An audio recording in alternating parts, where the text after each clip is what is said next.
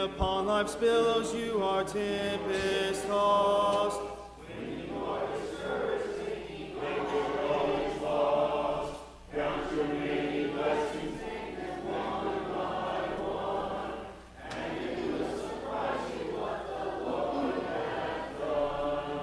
Count your many blessings, name them one by one, count your many blessings, see what God hath done.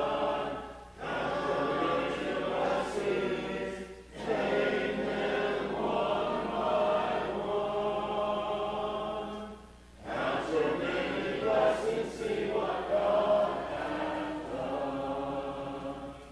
Are you ever burdened with a load of care? Does the cross seem heavy you are called to bear?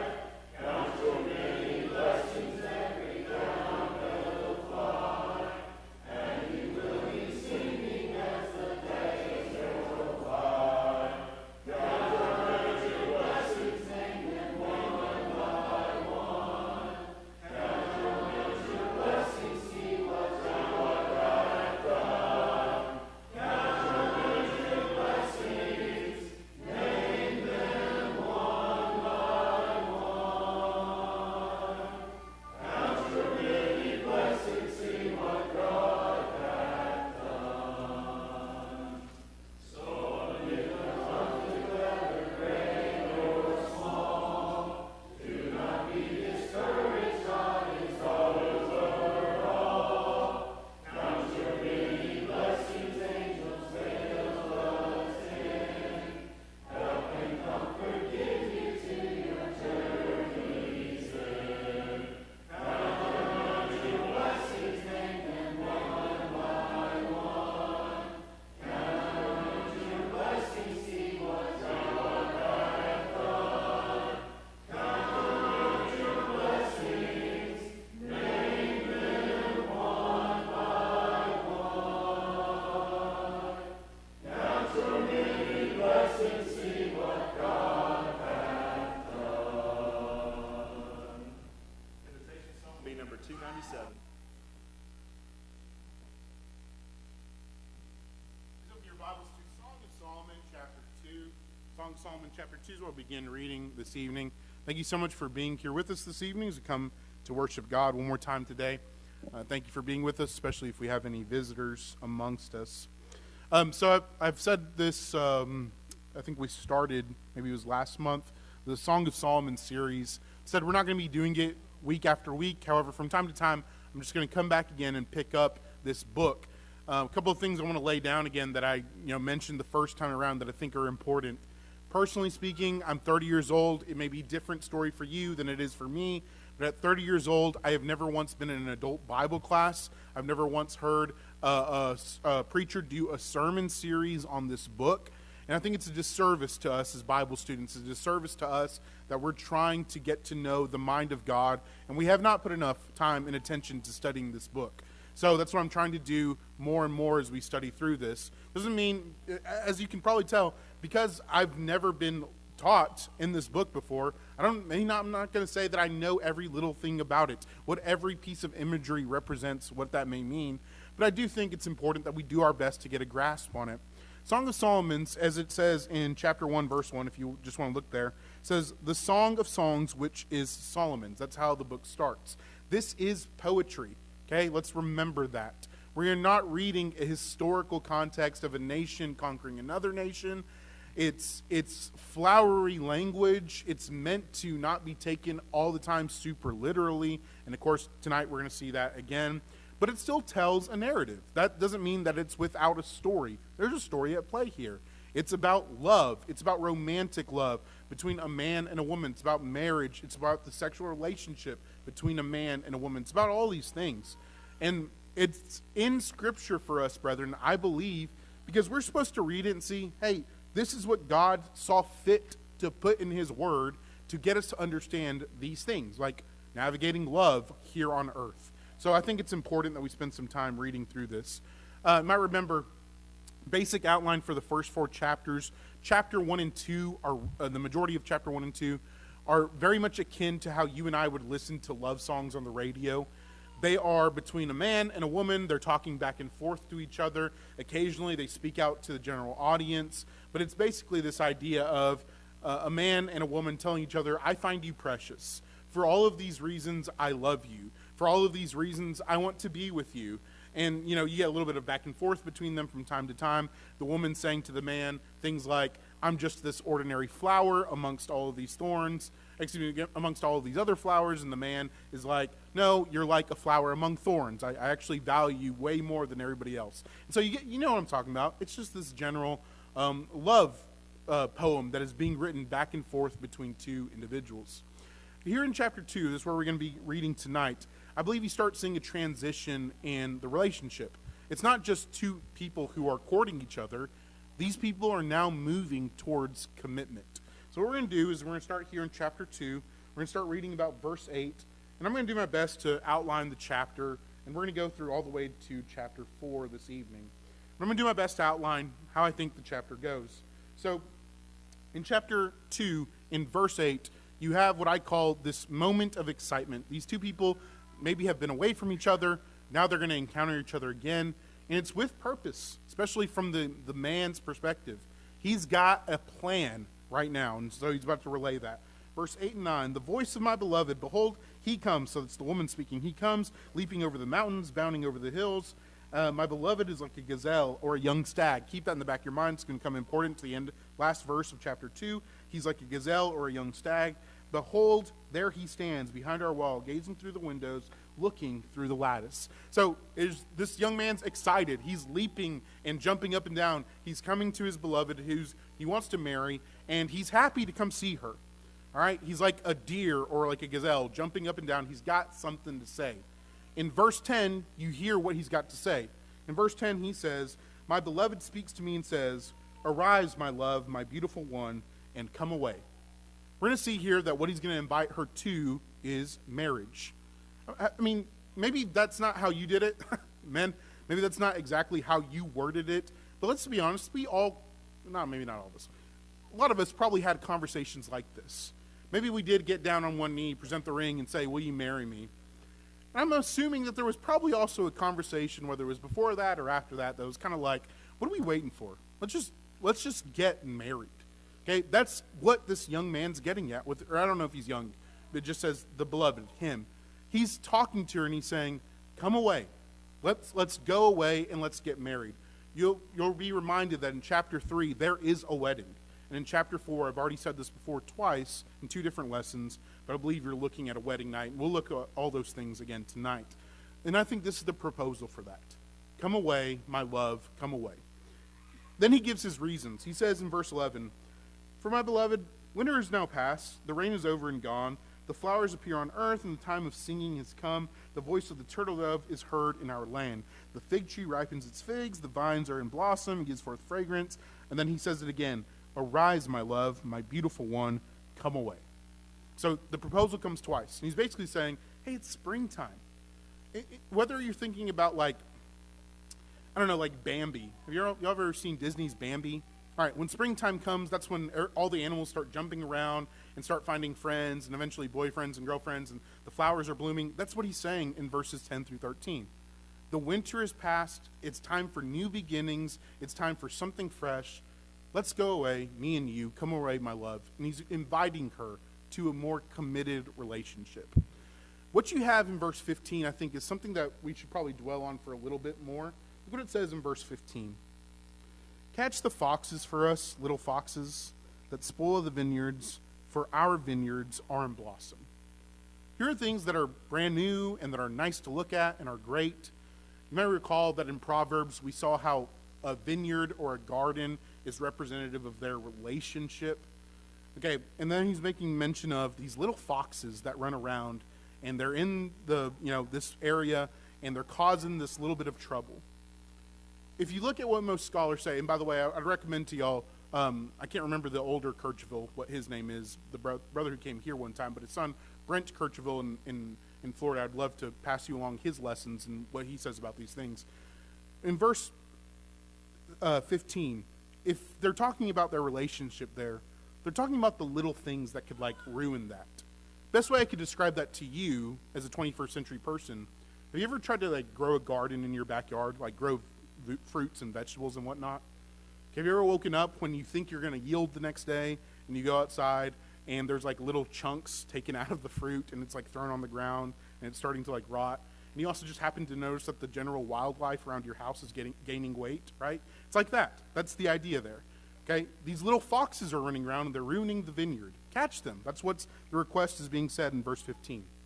This most likely represents, prior to marriage, a good time to let's talk about the things that could ruin this relationship. Things that bother us, things that need to be addressed, whatever they are, even if they seem small.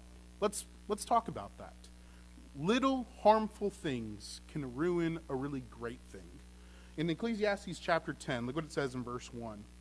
Ecclesiastes chapter 10, verse 1.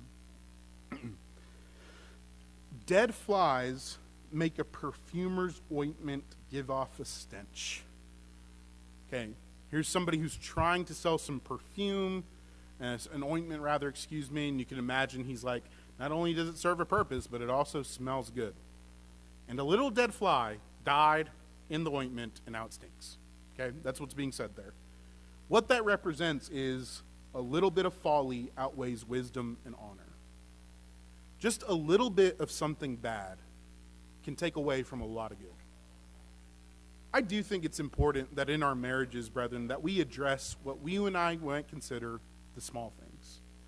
Things that may get our goat for a little bit, and maybe it's not a really big problem. But if you get a bunch of little flies and a bunch of little foxes, they really can become a bigger problem. And if the more and more they go unaddressed, that's when you run into more danger of this being something long term. Oftentimes here, like especially like older couples, and I'm just going to be honest, older couples say things like, you know, me and the wife, like we argue all the time or whatever. But, you know, we still love each other and we're still going to be married together for a long time. I'm just going to say this. From the perspective of a younger man who's married, that does not, like, encourage me. If I'm just being honest. Because it makes me feel as if there's a bunch of little foxes running around your vineyard and you're not addressing them. That's the way that I hear that. And so I do think, brethren, obviously we're imperfect on this side of eternity. We're going to have little foxes. That doesn't mean that we should not try to address those things. A little bit of bad can ruin a lot of good. And we don't want that happening to our marriages. So in verse 16, 17, it moves on from this idea.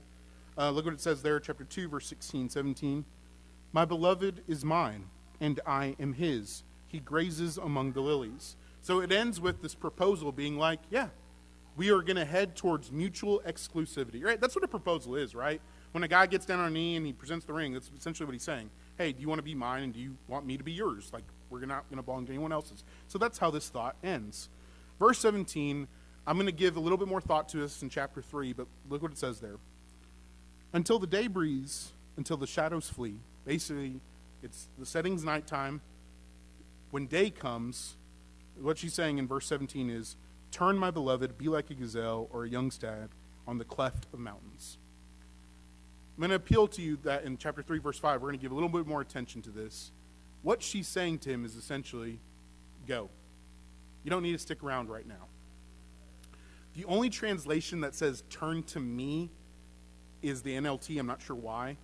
But if you read New American Standard, New King James, ESV, NET, any Christian Standard Bible, some of y'all have that, it all says turn. And if you look at the Hebrew word, it means to turn and go. I don't know this for sure, but again, reading other people's commentaries, it seems like what she's saying to him is, now is not the time necessarily for this. Now is not the time for you necessarily to stay. Now is not the time for us to immediately get married. But that does not mean that that time isn't going to come. So the proposal is here. Brethren, this is what a proposal is. It's meant for mutual exclusivity because two people love each other and they want to be with each other. In chapter 3, verse 5, I think that's going to be said again. So let's go to chapter 3. Go with me there. Chapter 3, verses 1 through 5. This is a private moment in some ways. Nothing like crass or sexual. Like it could be a dream. I don't know exactly. Again, this is poetry language. But verses 1 through 5, you get this private moment from the woman's perspective. Look what it says here, verses 1 through 5. On my bed at night, I sought him whom my soul loves. I sought him, and I found him not. I will rise now and go about the city in the streets and in the squares, and I will seek him whom my soul loves. I sought him, but I found him not. The watchmen found me, and as they went about the city, I asked, have you seen him whom my soul loves? Scarcely had I passed them when I found him whom my soul loves. I held him, and I would not let him go until I had brought him into my mother's house, into the chamber of her who conceived me. I adjure you, O daughters of Jerusalem. This is the second time we're reading this statement. The gazelles or the does by the gazelles or the does of the field, that you do not stir up or awaken love until it pleases. So what she's getting at here is, hey, I do want to be with this man. I look for him, and if I don't find him, I'm sad. So the imagery there is like I'm going across the city, I'm looking for him, I don't find him until, verse 4, I almost didn't find him, verse 4, until I do. Brent Kirchville, again, I'm citing him just because I listened to his lesson on this. Cites like in verse 4 when she says, I held him, I would not let him go, I brought him to my mother's house. It's kind of like you and I saying, like, the boyfriend or girlfriend that I have, I want him to now be part of this family permanently. I'm bringing him home. Okay, I'm bringing her home. She's now going to be identified with my family. In other words, this is now starting to be a committed relationship.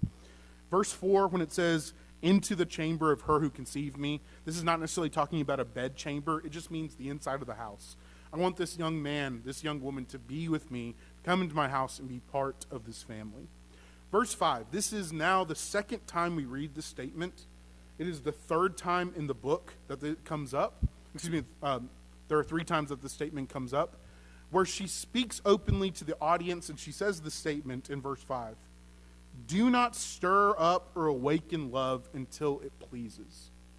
This is a fundamental teaching of the book of Song of Solomon, that there is a right time and place for romantic love in all the stages that you can go through in romantic love.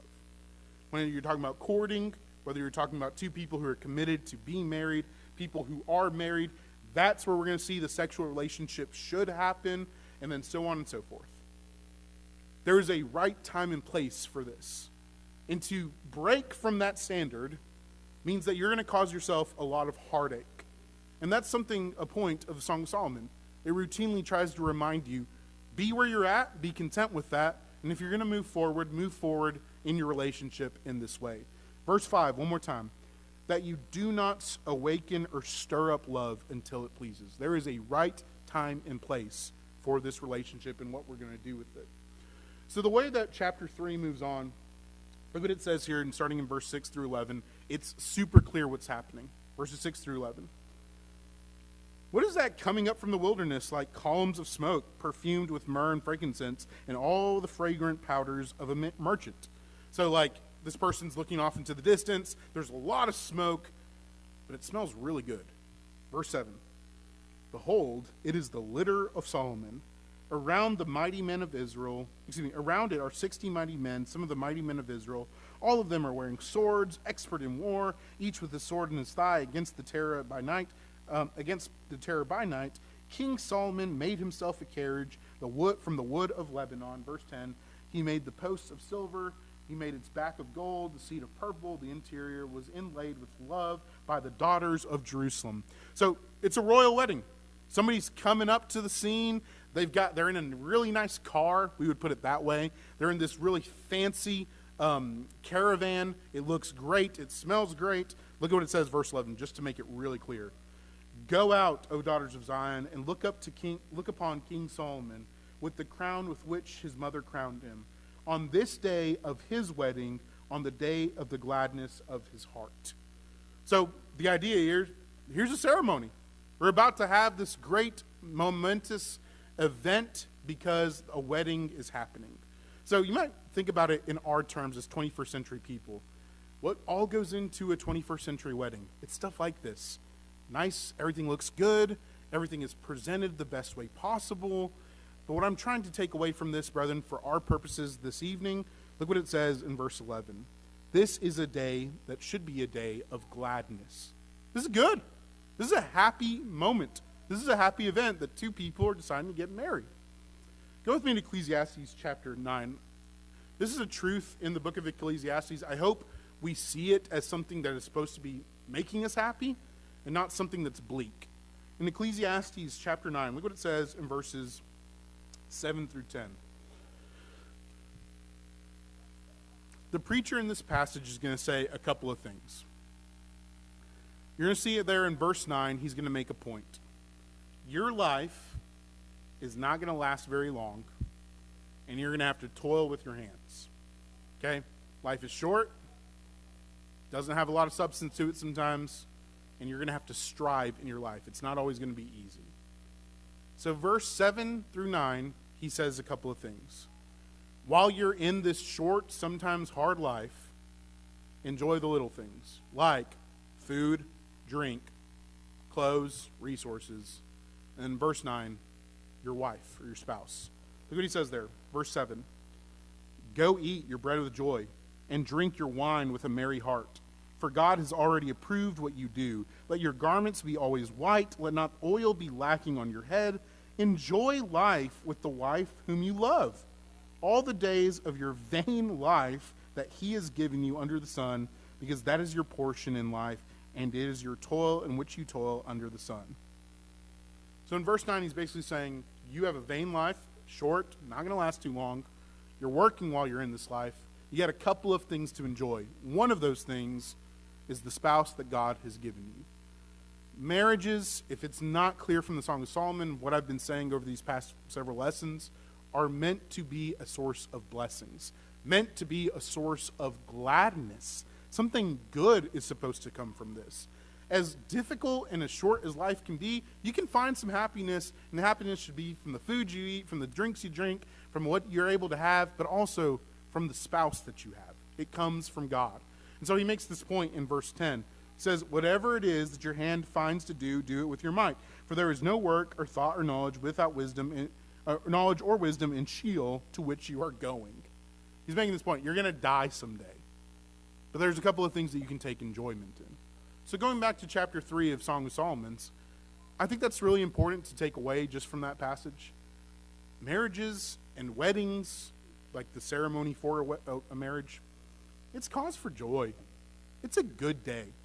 And so, like, I know sometimes, like, me personally, I kind of, like, dog on 21st century versions of how we do it. I still think we probably focus way too much on the pomp. That being said, it is a good day, and something that you see there in Scripture.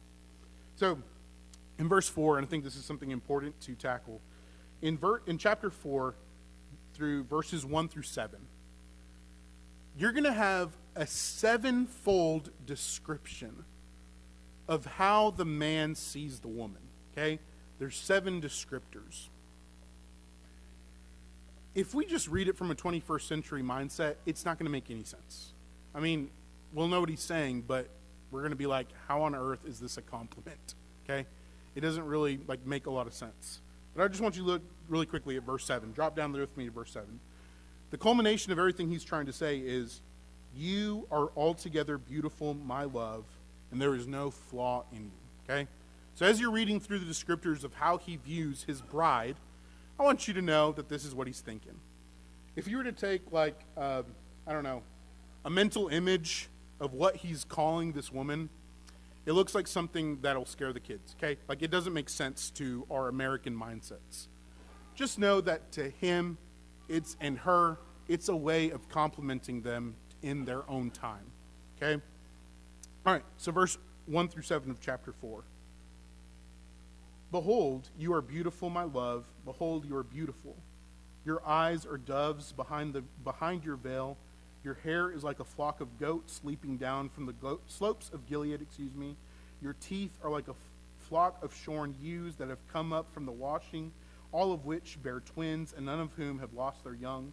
Your lips are like scarlet thread. Your mouth is lovely. Your cheeks are like halves of pomegranates behind your veil. Your neck is like the Tower of David, built in rows of stone. On it hang thousands of shields, and all of them shields of the warriors. Your 2 breasts are like 2 fawns, twins of a gazelle that graze upon the lilies, until the day breathes, until the shadows flee, I will go away to the mountain of myrrh and to the hill of frankincense. All right, so what is he saying here? He's just simply saying, like we read in verse 7 already, this is how he views her. Men, important for you, and this is also important for women. Look at what it says in verse 7 again. You are altogether beautiful, my love. There is no flaw in you. Is that quite frankly true, that there is no flaw in this woman? No. But our standard of what is beautiful ought to be the person who we married. The world is going to tell us what beauty looks like. It's going to look like pale skin, not pale skin, tan skin. It's going to look like a certain type of hair, a certain type of body, or whatever it may be.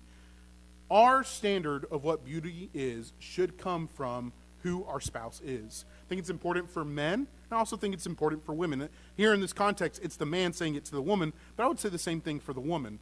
Have eyes for the one you've married. And so it says in verse 7, he can say to her, even though it's not completely true, there is no flaw in who you are.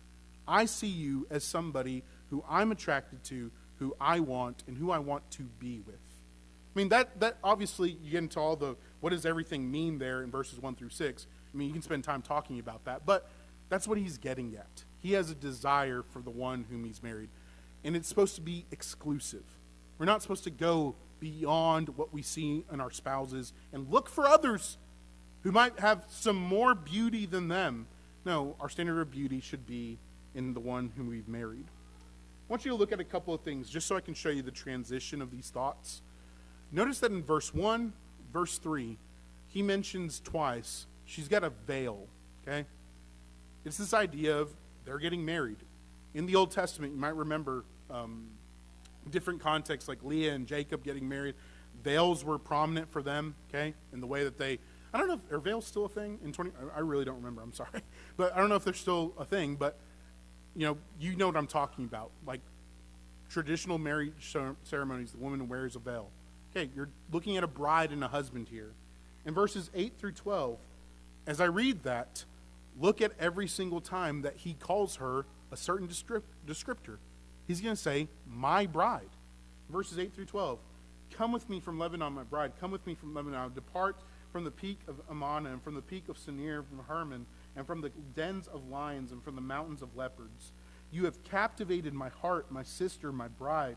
You have captivated my heart with one glance of your eyes, with a jewel of your necklace. How beautiful is your love, my sister, my bride. How much better is your love than wine, the fragrance of oils than any spice. Your lips drip nectar, my bride.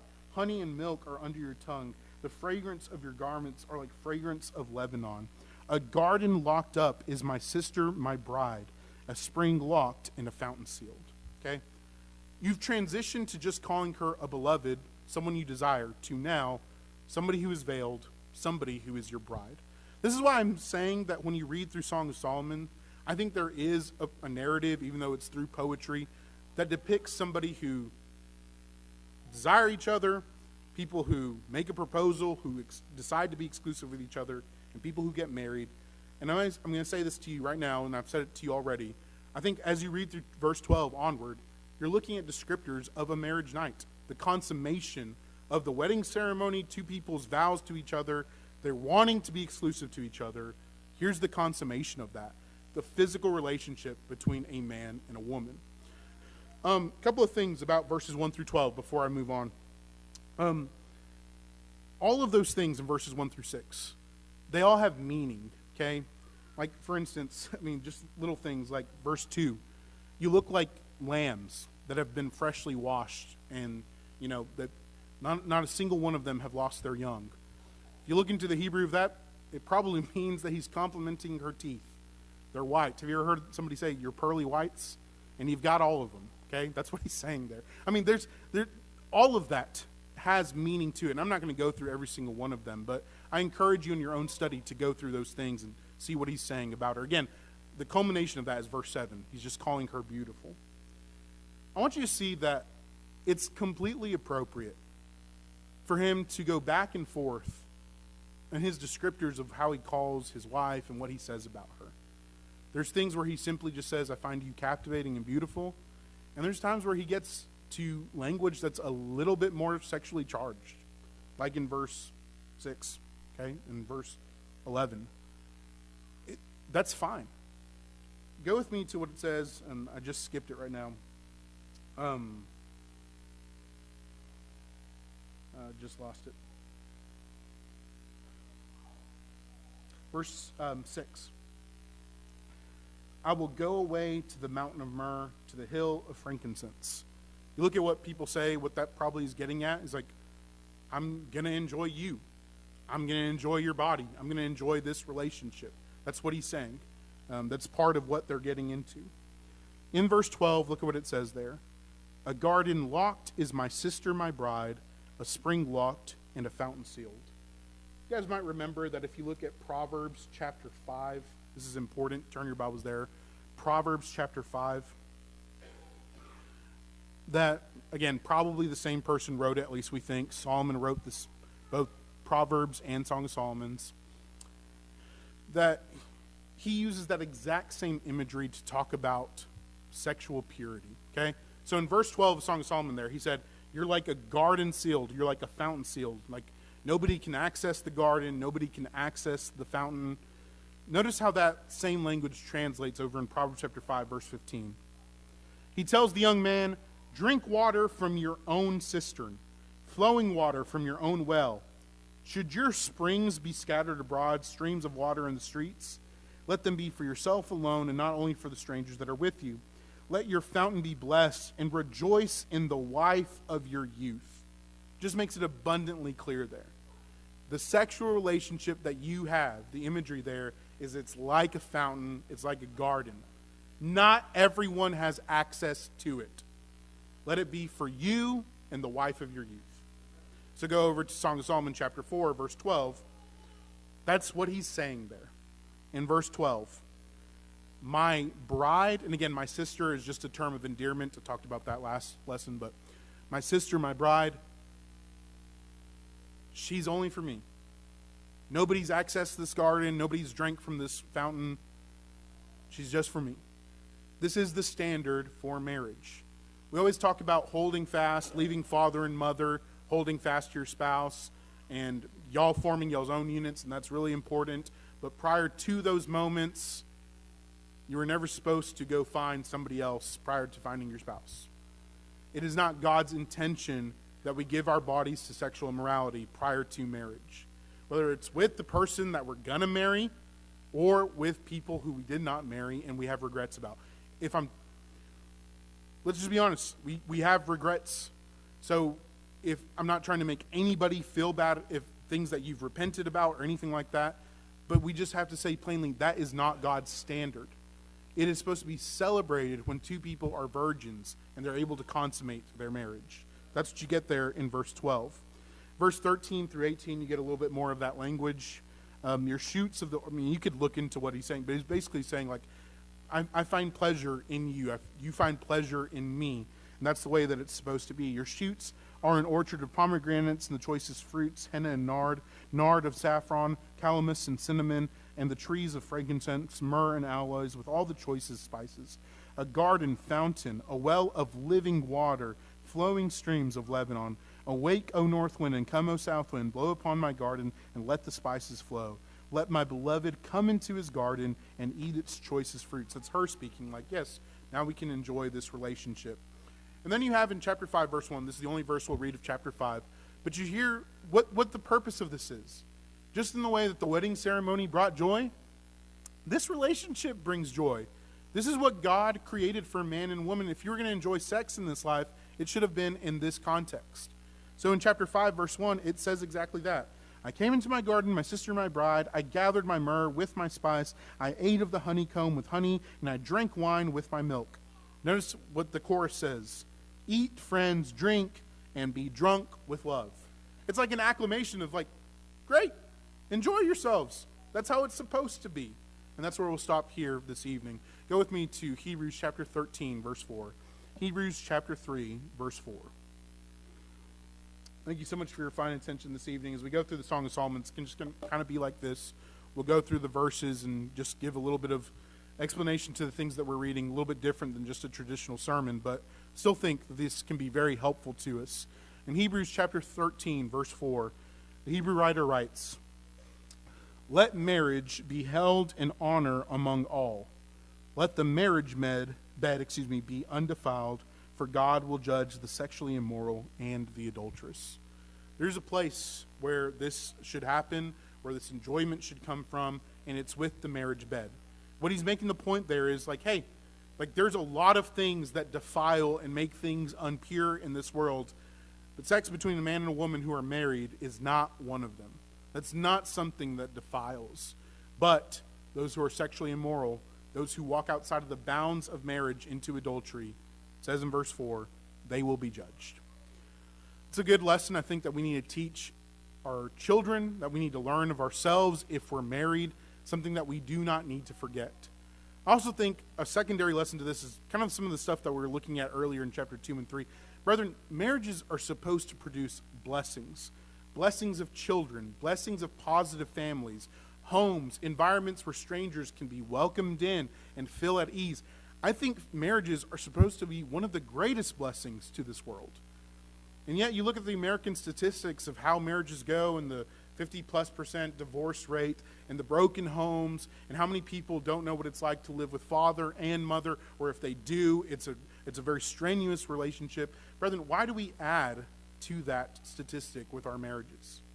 Why would we give ourselves to the flow of society and just be like everyone else? When I read Song of Solomon, that's not what I'm looking at. I'm not looking at broken homes. I'm looking at places where God has allowed us to be blessed and enjoy these types of things in this life.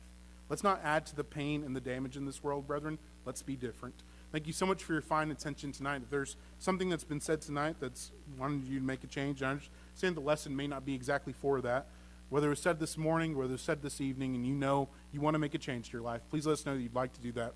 So we stand and sing a song that's been prepared.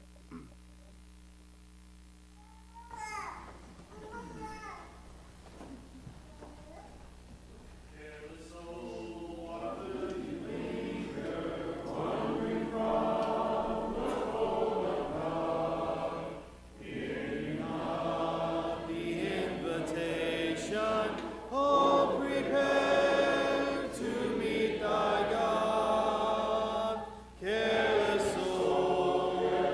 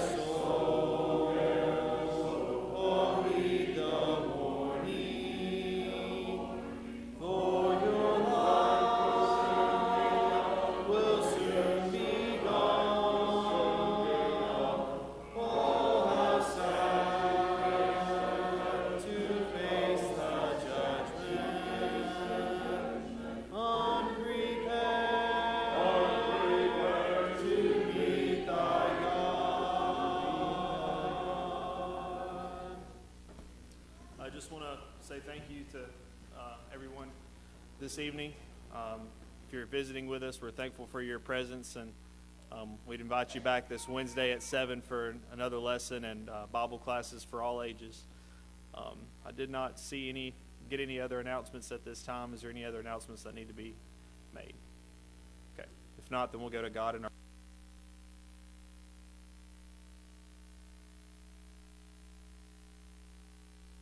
Our holy God and Father in heaven, we humbly bow before you at the close of this service, so thankful for the good day that we've all been able to have to come together, people of like precious faith, to think about your word, and we pray that the things that we've done today has truly been pleasing to your sight. Help us not to just listen to these things that we have, but to truly take them throughout the week, throughout the rest of our lives, to apply them and to bring more people to you and to allow your light to shine through us each and every day. God, help us in our roles as men and women to fulfill that, and the roles that you've given us, the godly roles. Help us to do that all throughout our lives and be the people and disciples and servants we should be. God, be with us. We're so thankful for all that you do for us physically, but most importantly, spiritually. Help us to always be thankful for the grace, the mercy that we have through your Son, Jesus, and that we can all look forward to that hope in heaven one day